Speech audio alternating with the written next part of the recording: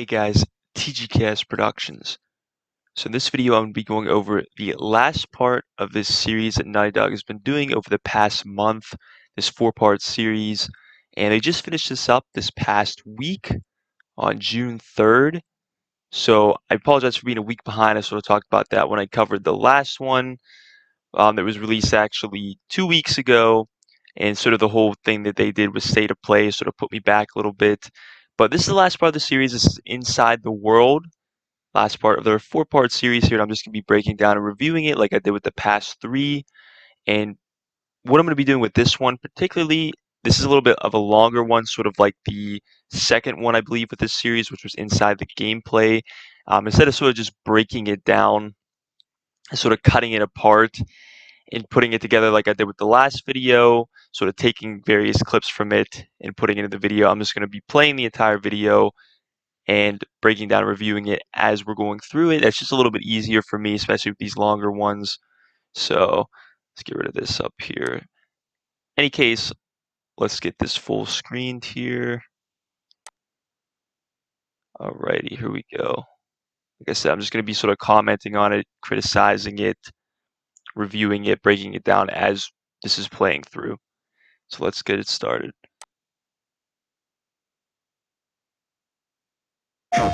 The world of Last of Us is dangerous.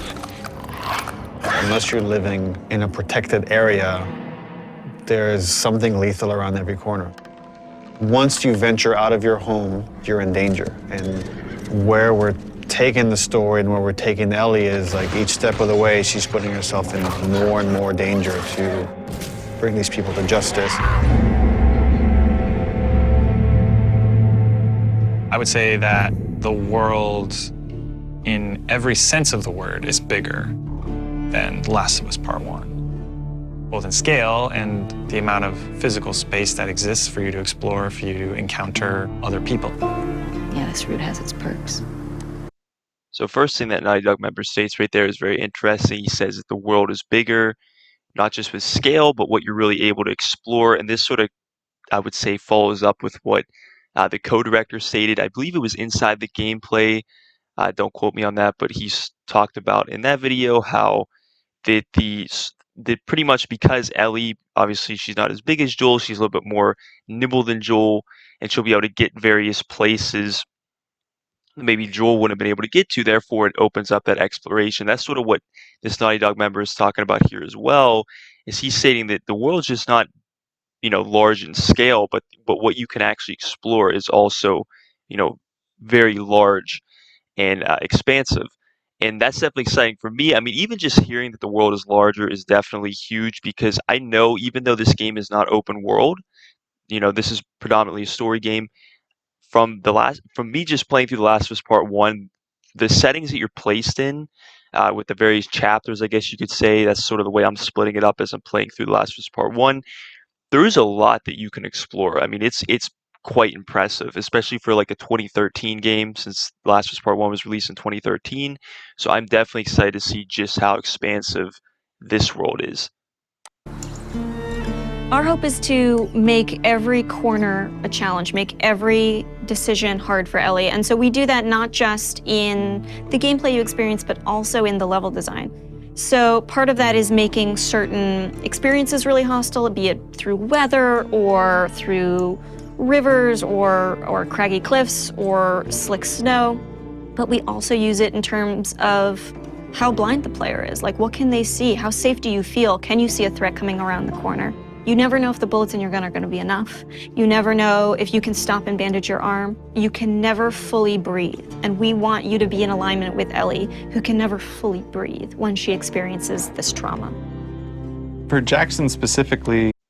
So I believe that was the narrative lead there. I didn't get to catch her name as I was playing through it, but sort of she's following up with what this whole series has sort of been talking about, that, you're trying to tie you, the player, to the character of Ellie and experience everything that she's going through and making those tough decisions, as well as making you feel like you're in a post-apocalyptic world. I mean, as she stated, you don't know if the bullets in your gun are going to be enough. You don't know if, any ammunition you have is going to be enough for any situation that you're in. So it sort of brings out that decision making, and obviously, and this will be talked about a little bit later in the video, but you having to make very careful decisions, as you're playing through this game. We wanted to make it feel like a very close-knit kind of community that's focused on family, focused on sustainable ways of living. I obviously have the hydroelectric dam generator that's powering the town, so we have, electricity in Jackson, which is not something that maybe players would expect to see in the world.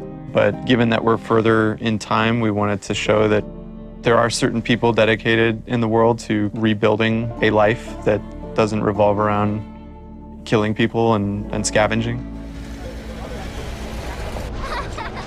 As you walk around the town, you can hear kids laughing. You could see people going into restaurants and eating, and it's a very kind of tranquil town.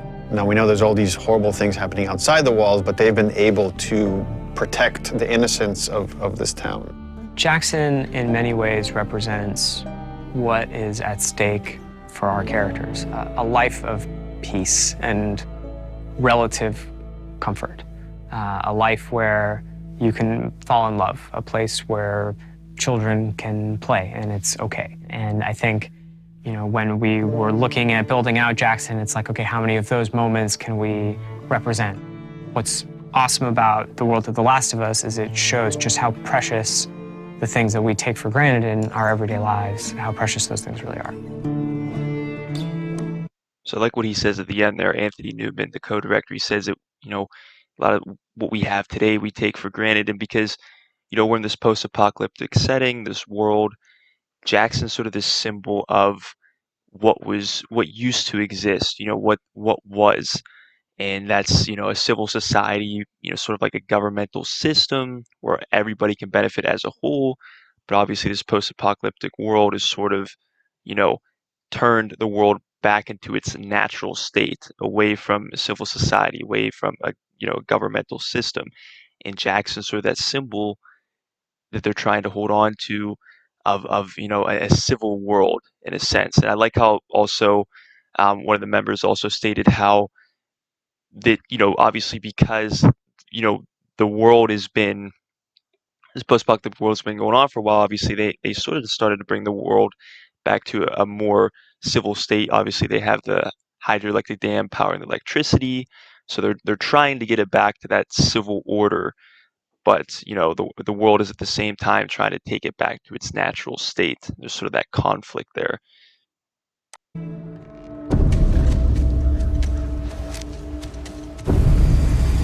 Seattle compared to Jackson is very different. It's more of a war zone, I would say.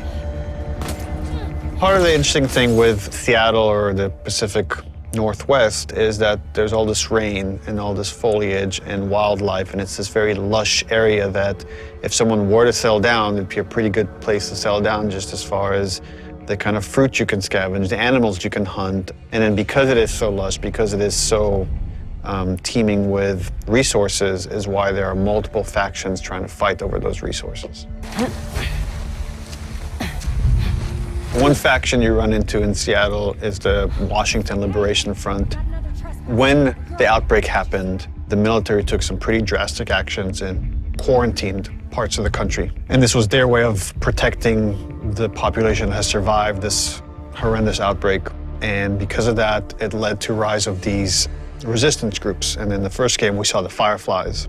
And we heard about other groups, and in this game we get to see, here's another group that rose called the Washington Liberation Front that was able to defeat the army and thereby take over a lot of their equipment. And they're this very militaristic faction. So basically what Naughty Dog's just going through here is sort of what I talked about in State of Play. They mentioned these groups a little bit more in depth. The two groups are going to be facing the WLF, or the Washington Liberation Group. And sort of as Neil Druckmann was stating, that's sort of this resistance group, I guess, to the military, what was going on as sort of the pandemic was rising in the world. And then you have more of this religious group that's going to be talked about as well. And it was talked about in the State of Play video, which are the Seraphites, and more of this group that they believe this pandemic is due to like sin in the world, and sort of, I guess, maybe a type of God's wrath on the world for all the sin. And sort of that's just what's being talked about right now, these two groups. And again, this was mentioned pretty in depth in the State of Play video, so a lot of this is just a reinstatement of that. And at the same time, you have the Seraphites. And they're a religious group that also came up out of the outbreak that believed that the pandemic came because of sin. They're trying to reset the world and return it to a better place than it was. In The Last of Us, almost any group that has survived this long has to be dangerous. If you're not dangerous, you're not going to survive. You're going to become someone's victim. And the two factions you run into are both very dangerous. The WLF has a lot of military equipment that they're able to use to defend this area, and they have large numbers, whereas the Seraphites are very quiet and stealthy and able to use the large amount of foliage to their advantage, and they fight more in this kind of guerrilla warfare. How you deal with them is going to be different because they have different language, they different communication style. The scars will whistle to each other with this different language. And they have some of the stuff that you have. You have a bow and arrow, they can hit you with arrows and impale you, and you have to pull the arrow out. They have big sledgehammers and melee weapons. The WLF, they have trained dogs that will sniff and attack you. Dogs are a new level of threat. So I like what Neil Druckmann says there. He says that pretty much everybody who's survived this long, you have to take consideration that they have to be dangerous. And that just goes to show you, like, in a world that you live in, or in this post-apocalyptic setting, you have to adapt. Otherwise, you're going to die. You're not going to be able to survive.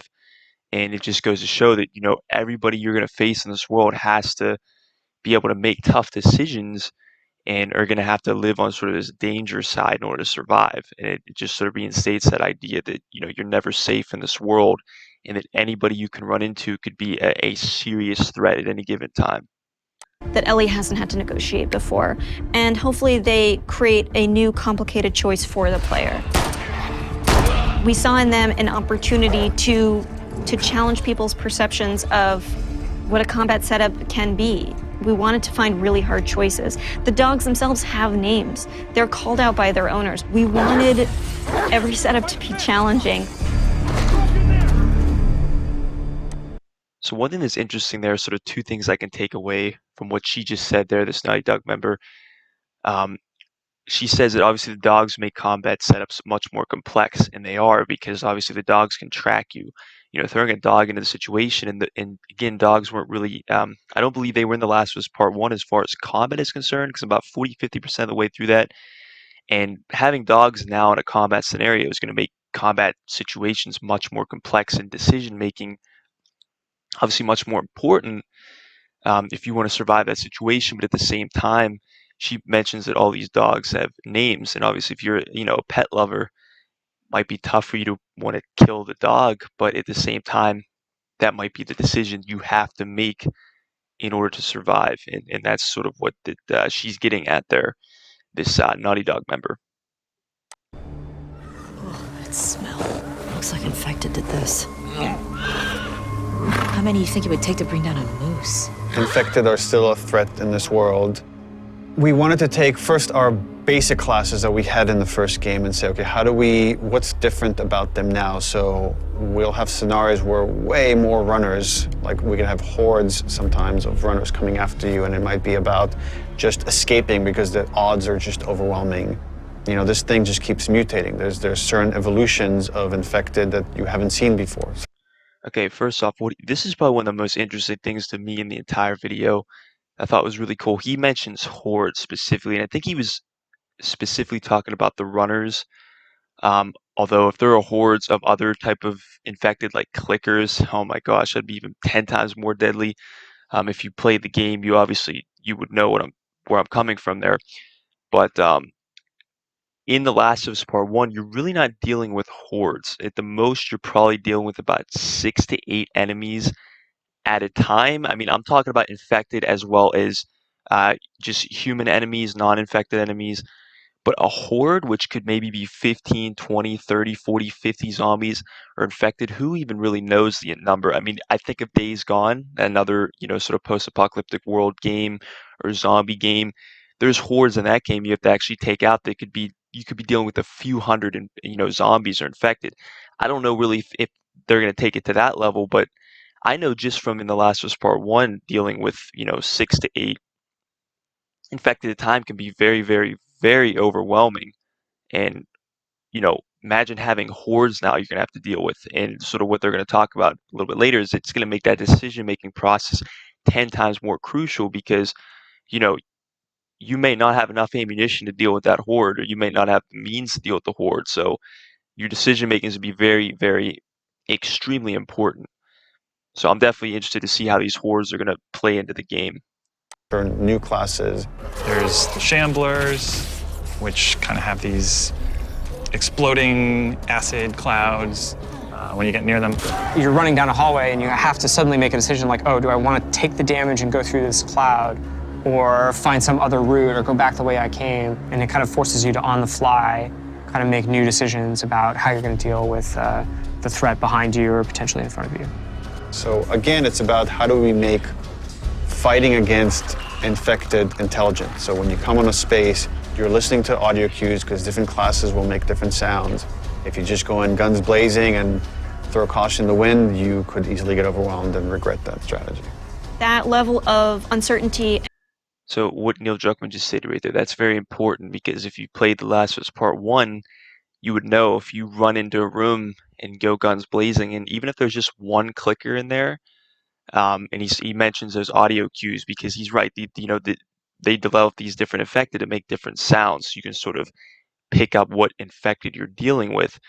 But I've known that just from experience with The Last of Us Part 1, you could run into a room, there could be one clicker there, just one, and if you go in guns blazing and you don't take out that clicker, that could be the end for you. So obviously, that's what he's saying there. Again, bringing the decision-making process in is very important because you may not have enough ammunition to deal with everyone in there, or you may not even know what you're dealing with. So if you just go in guns blazing, you may run out of ammunition. You may realize you're dealing with infected. They're 10 times more powerful than you thought. So obviously, you got to be very careful in this dangerous world. And instability is something our characters have to carry with them every day as they go out into the world to protect the people they love most. And that threat is banging on their door every day. I really hope you make it.